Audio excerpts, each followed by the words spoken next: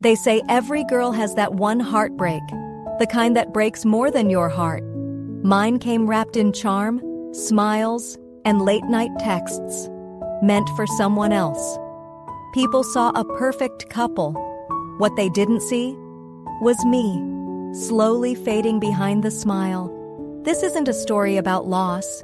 It's about coming back to life, not to who I was before him, but to someone stronger, me. My name is Kayla. I'm the kind of girl people turn to look at, polished down to the tips of my nails, hair always in place even in the rain, confident enough to bottle and sell self-assurance like perfume. But all of that? It's a front, a carefully curated image. Behind it was a heart I once gave to the wrong man. Nick, my ex. Though back then I used to call him my forever. We met at a friend's party. He was leaning against the wall with a glass of rum, wearing jeans and a black tee, watching me like he'd known me 1,000 years. And I believed that look. We started dating almost immediately. He had that kind of charisma that made you feel like you were the only person in the room. That sense of humor that could make you laugh even on your worst days. Nick always knew what to say. I thought he saw the real me, past the makeup, past the high heels and curated outfits. But then, he started fading. At first it was working late. Then it was crashing at a buddy's place. Eventually it turned into, I just need some space. And I bought all of it. Stress, right? We all go through stuff. We all get tired. I didn't want to be that clingy girlfriend. I gave him room. I trusted him. Until one day I found a name on his phone. Alyssa. Too many hearts, too many late-night texts. My heart sank to the floor. I didn't scream, didn't cry. I just stared at the screen like I was watching some movie. Someone else's life, not mine. Not yet anyway. First, I had to understand how long this had been going on, who she was, why. So now I'm here, writing this in my phone notes, sitting in my car by the water. The waves are crashing against the shore, loud and wild, just like my thoughts. Betrayal isn't just pain. It's a fracture inside you. Like you gave someone a piece of your soul and they tossed it in the trash. But if you think this is a story about a girl falling apart, you're wrong. This is a story about waking up, because even a shattered heart can keep beating. And I'm going to show you how mine did. I couldn't just walk up to Nick and ask, "Are you cheating on me?" Even if he lied, I would have felt it. But deep down, I already knew. Female intuition isn't a myth. It's a whisper that turns into a scream if you keep ignoring it. That night, I acted like nothing was wrong. He came home late, smelling like someone else. Not my perfume, not his cologne. I was on the couch, friends playing in the background, trying to drown out my own thoughts. He kissed the top of my head, just like always, and went to shower. I watched him walk away, my chest tightening with every step he took. The next morning, I made a decision. No more pretending. I started watching. Not stalking, not digging through his phone or checking his location. That felt beneath me. But I observed him, closely, like a stranger. The hesitation in his voice, the way he avoided eye contact, how he started keeping his phone face down. These were fine cracks, and the more I looked, the more I saw. Our love was crumbling, and I was pretending it was just time wearing us down. Have you ever tried to convince yourself everything's fine, even as it's all falling apart? It's like staring at a burning building and saying, maybe it's just a smoke machine. I felt ashamed for ignoring the signs, for not asking the questions when I should have. But the truth? Sometimes we don't ask because we're scared of the answers. Because the truth is a cold shower after a warm lie, and I wasn't ready to freeze yet. A few days later, I saw her. Alyssa, in real life. Total accident. A coffee shop near my office. She ordered a vanilla latte, and I knew it was her before I even heard her name. I'd seen her face on his phone. And you know what hurt the most? She was normal. Not a model. Not better than me. Just a girl. Average. And that somehow made it all feel more cruel. I didn't say a word to her. I just left. There was too much boiling inside me, and I knew if I opened my mouth I'd explode. And I wasn't ready to let anyone see me fall apart. Not yet. What I didn't know then was that this encounter, it wasn't the end. It was just the beginning. Either of the end or of something else entirely. I spent days wondering if I should tell Nick I'd seen Alyssa. He had no idea I knew. But keeping it in was unbearable, like a fire slowly burning inside me, growing hotter by the day. Friday came. He suggested takeout and a quiet night together. Nights like that used to be my favorite. Warmth, comfort, his arms around my waist. Now, it all felt fake. I said yes anyway, but this time I didn't dress up. Just a black tee and jeans. No makeup, no effort to be perfect. I wanted him to see the version of me he'd hurt. We sat on the floor, eating sushi in the living room like old times. He was talking about work. I wasn't really listening. My mind kept looping one question. Why? When he got up to grab wine from the kitchen, I straightened my back, like I was about to dive into freezing water.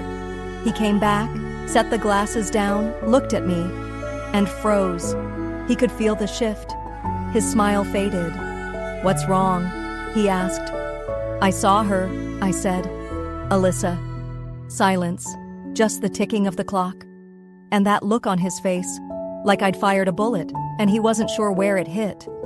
"You must be mistaken," he finally said. I leaned forward, eyes locked on his. "She ordered a vanilla latte. You mentioned that in your texts. I saw everything, Nick. Her photos, the messages. Are you cheating on me?" The silence turned deafening. He looked away. And in that second, I knew. He started. "It was a mistake. It's not what you think. Things between us got hard, and I felt like you were pulling away."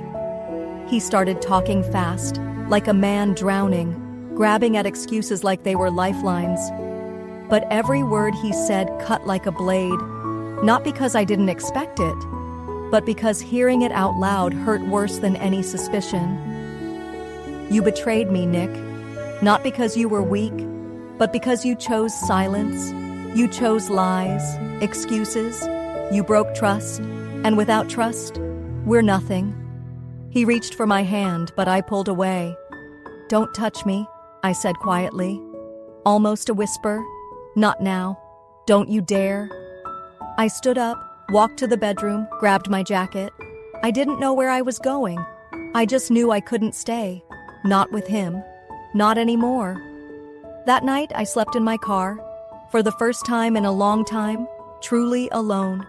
And somehow, in that emptiness, there was something freeing. Waking up in a car is strange. Not because it's uncomfortable, but because of the realization. Like you fell out of your own life and landed in some parallel version of reality. I woke to sunlight cutting through the windshield. The parking lot was empty, and I was curled up in the front seat, my jacket acting as a blanket. For a few seconds, I didn't remember where I was. Then it all came rushing back. The fight with Nick, the truth, the silence that followed. Instinctively, I reached for my phone, like it might somehow ground me. Messages were waiting, from him. "I'm sorry. Can we talk? I'm confused, but that doesn't mean I don't love you." Love. That word didn't sound sweet anymore. It sounded foreign, lifeless. I didn't reply. Just tossed my phone onto the passenger seat and stared up at the sky. I needed to think, not about him, about me. You know, when you're with someone for a long time, you start to dissolve. You become part of a we, and slowly forget who you are as an I. I was Kayla and Nick. We were the couple. Our friends only ever saw us together. My family always asked, "How are you guys doing?" Like just me was never an option. And now I was left with just myself. And the truth was, I didn't know this version of me very well. I drove to Jess's place, my best friend, the only person who's ever truly seen me. She opened the door with worry written all over her face. "Are you okay?" I nodded, but the lump in my throat was solid. I began. "I know," she said. "I've suspected something for a while." I broke. Not from weakness, from relief. Someone knew, someone saw. I wasn't going crazy, it was all real. We spent the whole day together. Ice cream, wine, dumb TV shows. And for the first time in a long time, I felt like I was breathing. Not fully yet, but it was a start. "What are you going to do now?" she asked that evening. I looked at my empty glass, then down at my hands. Find myself, I guess, or at least try. It sounded cliché, like a line from a movie, but right then, it was my truth. The next day, I went home. Not to Nick, to me. Yes, we lived together, but the apartment was mine. I paid the rent, picked the curtains, arranged the books on the shelves. Everything in that space once reflected me, before I turned into us.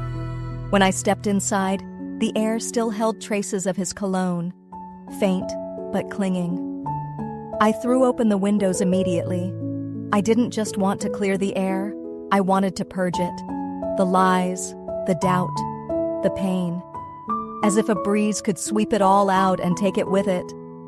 I grabbed a trash bag and started clearing him out. No mercy. His t-shirts, his charger, razor, that stupid Mr. Right mug he bought for himself. Gone. It's amazing how easy it is to throw things out when someone's already thrown you away. Within an hour, every trace of him was gone. I stood in the middle of the apartment, hollowed out and free at the same time. It felt weird, like recovering from an illness. Still weak, but for the first time in a long time, healing. I put on music, an old playlist I used to love before Nick. I found the song I danced to alone, wine in hand, when I first moved into this place. And you know what? I danced again. No reason. Just because I could. Then I sat down and made a list. Not of tasks, of things I'd lost while being with him. My solo weekends, my phone-free walks, my confidence, my nights out with Jess, my plans for school I put off for later. The list was longer than I thought, but that was the truth. Love isn't supposed to subtract from you. Real love makes you more, not less. By evening, Nick texted again. A longer message this time. Apologies, memories, regrets, promises. I read it 3 times. No tears, no urge to reply. And finally, I wrote back, "I don't need your sorry anymore. I've got myself back." Hit send, then silenced my phone. That night, I fell asleep under a warm blanket, hugging not a pillow, but myself. And for the first time in a long while, that was enough. There was a time when I thought breakups were endings. That afterward, there was only emptiness and regret. But it turns out, it's not the end. It's a countdown. A return to yourself. To a life where you're not someone's half, but a whole. I started waking up early. Not because I had to, but because I wanted to. Morning light stopped feeling harsh. It began to feel like a soft reminder that every day is a blank page. I started drinking coffee by the window again, in pajamas, no makeup, messy hair, and I loved it. At some point, I pulled out an old notebook, the one I used to write plans in. It had been buried at the bottom of a drawer, between faded postcards and pens that didn't work. I flipped to the first page. I want to enroll in an interior design course, just to try. Dated 2 years ago, before Nick.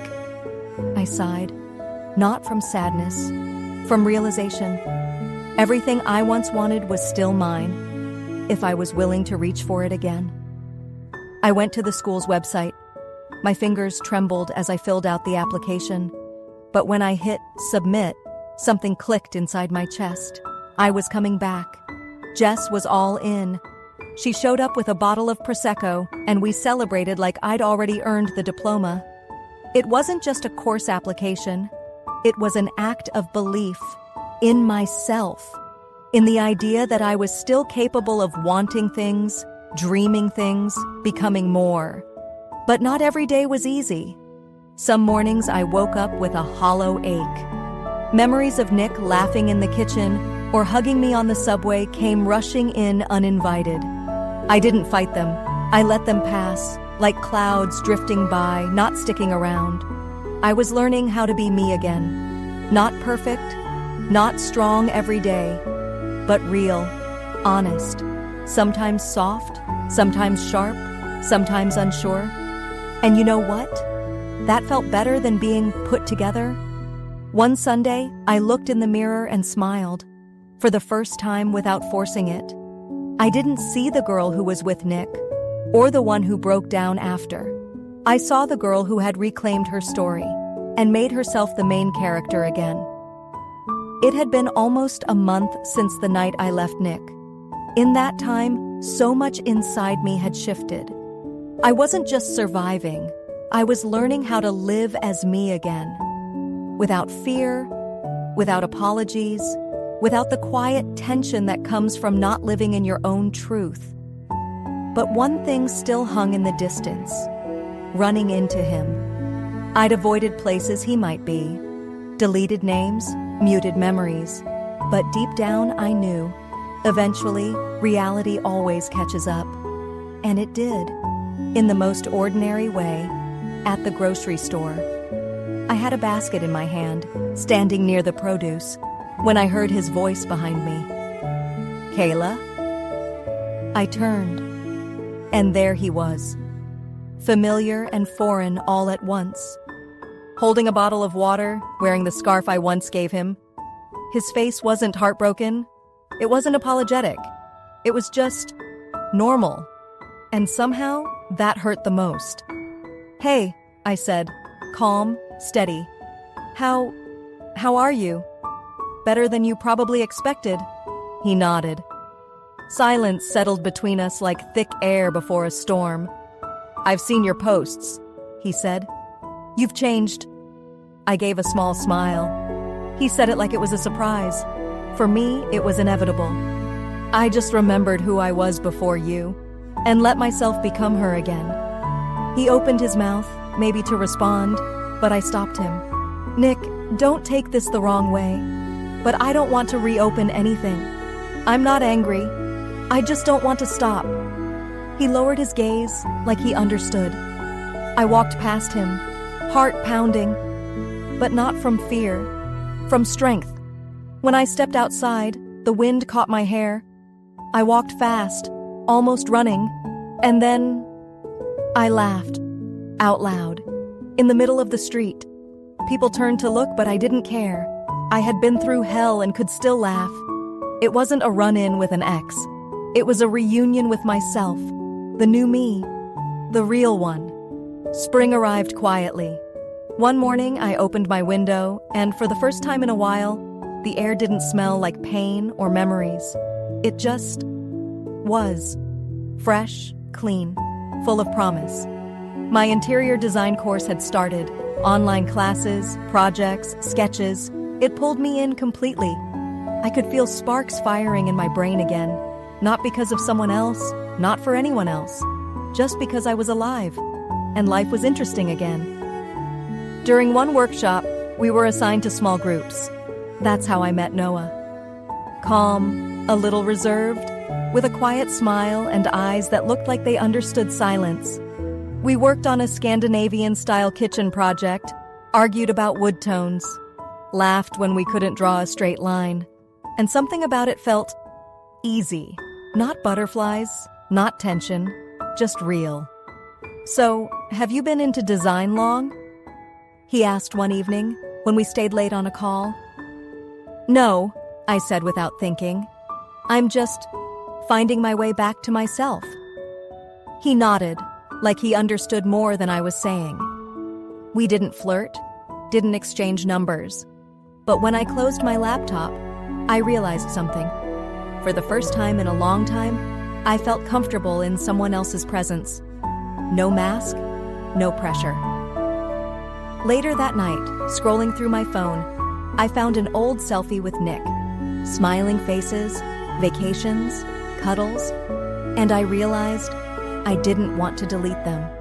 Not because I missed him, but because I wasn't afraid of them anymore. It happened, it passed, and it made me stronger. Memory isn't the enemy. Fear of moving forward is.